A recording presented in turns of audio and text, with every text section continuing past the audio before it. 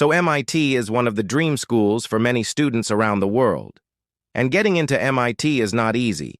For the fall 2023 intake, they have received more than 24,000 applications for 1,100 spots.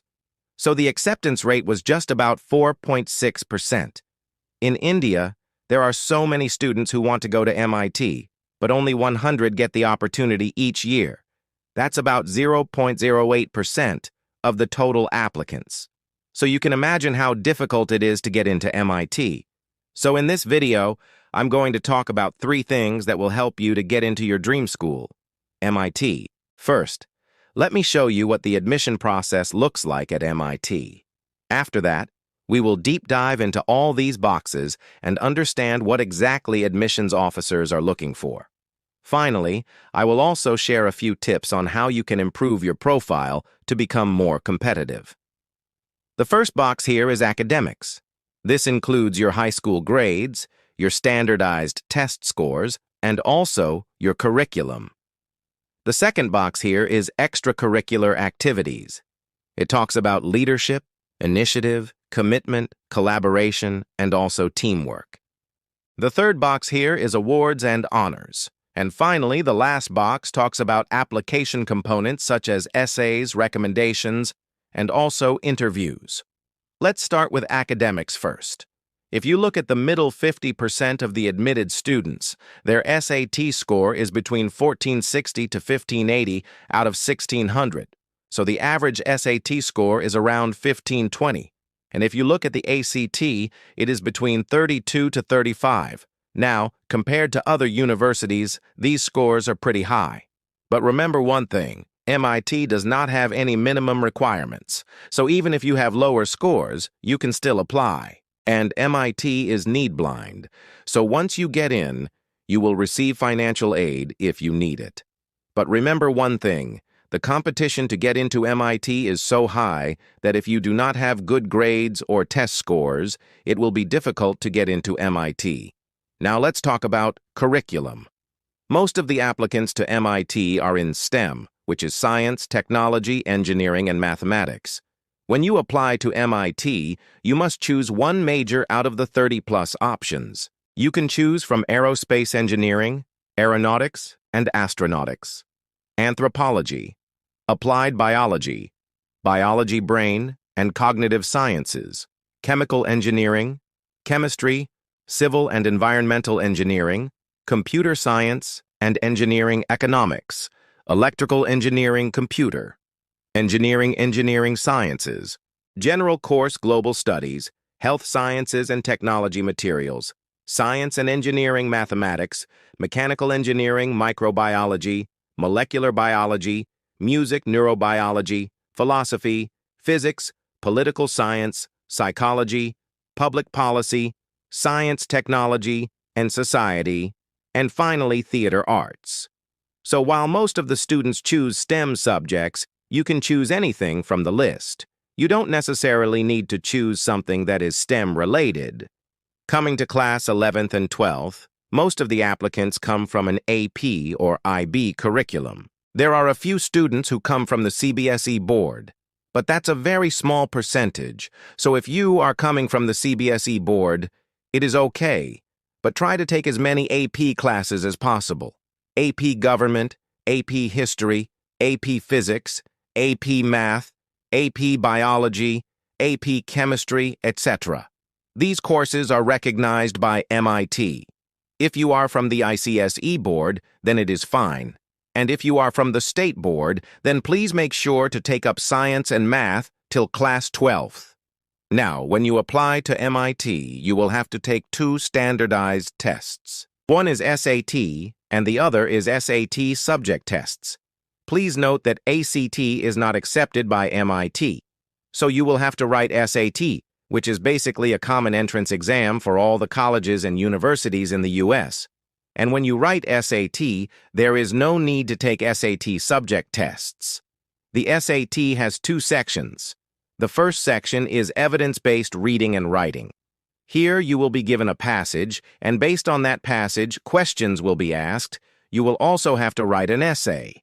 In the second section, which is math, you will be given 54 questions and you will have to answer them in 80 minutes. You will not have a calculator for the first 30 questions. These questions are mostly based on algebra, geometry, and some trigonometry. The last 24 questions you can use a calculator. These questions are mostly from algebra and some from coordinate geometry. The total score of SAT varies from 400 to 1600. 400 is the lowest possible score and 1600 is the highest possible score. As I said earlier, the middle 50% of the admitted students is between 1460 to 1580. Moving on to the second box, which is extracurricular activities. When you're applying to universities, especially universities like MIT, they're not only looking for someone who is academically strong, but they're also looking for individuals who are well-rounded. They want to see what else you do apart from studies, what kind of hobbies you have. Have you participated in any competitions? Have you won any medals? Have you volunteered somewhere? So this is very important. Try to participate in as many extracurricular activities as possible. And here I would like to share one story with you. One of my batchmates during my master's in the US, he got into MIT. He was a bright student, and he was very hard-working. He scored very good marks in his bachelor's. He had a very good research experience. He had done summer courses at Stanford University. He had also interned at Microsoft Research. He had a very good GMAT score. His GMAT score was 760. But when he applied to MIT, he did not get in through the first round. He kept checking the portal and he saw that his application was incomplete because they were waiting for something. They wanted to see his portfolio. He had mentioned that he used to code in his free time, and he had built some software for non-profit organizations. He had not yet sent the link to those websites, so he quickly sent those links, and immediately he received an admit card. So you never know what might work for you. So please make sure that whenever you're building your resume, you do not leave anything out. Include everything. Mention every single thing that you have done. You never know what might help you get into your dream school. Now let's talk about awards and honors. When I say awards and honors, I do not only mean that you should win a gold medal or represent your country at an international competition. It could be as simple as being in the honor roll in your school. If you have been appreciated by your teachers, if you have won a small competition at the school level or at the state level, mention all of that. If you have participated in Olympiads, please make sure to mention that. If you have won any medals, please mention that. If you have been awarded a scholarship, please mention that. Remember one thing? When you're applying to MIT or any university for that matter, you're competing with the best of the best students. So you must have something that makes you stand out. You must have some achievements that make you different from the rest of the crowd. Finally, let's talk about the application component. MIT wants to know you as a person. They want to see who are you. What are your hobbies? Why do you want to study abroad? Why do you want to join MIT? So that's the reason they ask you to submit an application. And this application has 4 components.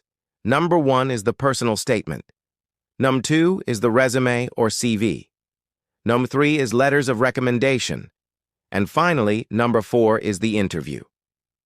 Let's talk about the personal statement first. The personal statement is like your elevator pitch. It's the first impression that you will give to the admissions officer. So make sure that your personal statement is well written and edited. You must highlight your achievements, your awards, your leadership skills, your passions, and your goals. And this personal statement can be about anything that you want. It could be about your childhood. It could be about a hobby. It could be about an award that you have won. It could be about a travel experience. It could be about anything that has changed your perspective in life. It could be about something that you're passionate about. The second component is your resume or CV. Your resume or CV must include all the activities that you have done.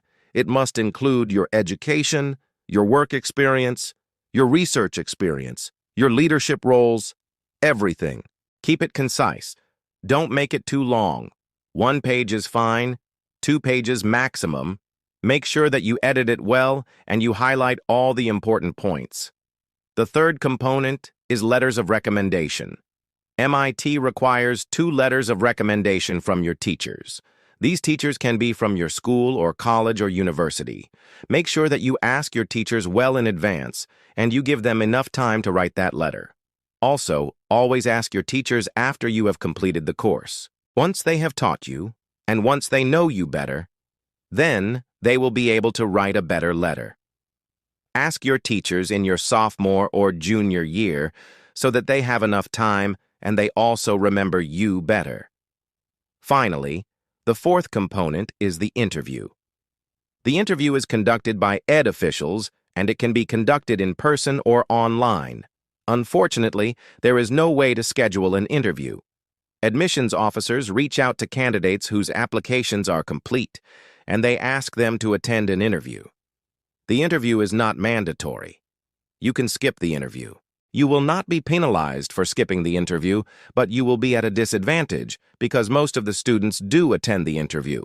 It lasts for about 30 minutes, and it is mostly conversational. You will be asked about your academic interests, your career goals, why do you want to apply to MIT, and what will you do after graduation, etc.